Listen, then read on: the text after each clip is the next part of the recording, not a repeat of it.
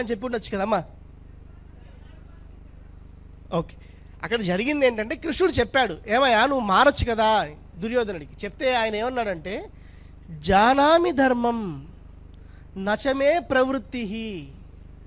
అంటే ధర్మం తెలుసు నాకు, అది ప్రవర్తించాలని లేదు నాకు.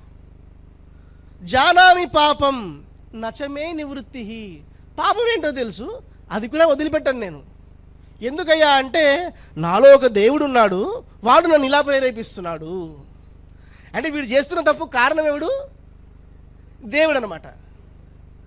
వీడికి విచక్షణనిచ్చాడు, వివేకాన్ని ఇచ్చాడు, అన్నిటికన్నా సొఫిస్టికేటెడ్ టెక్నాలజీ అయిన మనసునిచ్చాడు. ఇంత ఇస్తే మన దేవుడికి ఇచ్చిన క్రెడిట్ ఏంటి? నేను చేసే పాపానికి కారణం వాడు.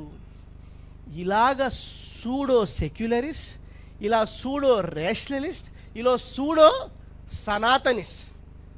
మనందరం సనాతనాన్ని ఫాలో అవుతున్నాం అనుకుంటున్నాం, కానీ సూడో సెక్యులరిజం ఎలా అయితే ఉందో, సూడో రేషనలిజం అయితే ఎలా ఉందో, సూడో సనాతనులు కూడా మనలోనే ఉన్నారు. ఎంతమంది రామాయణాన్ని చదివారు?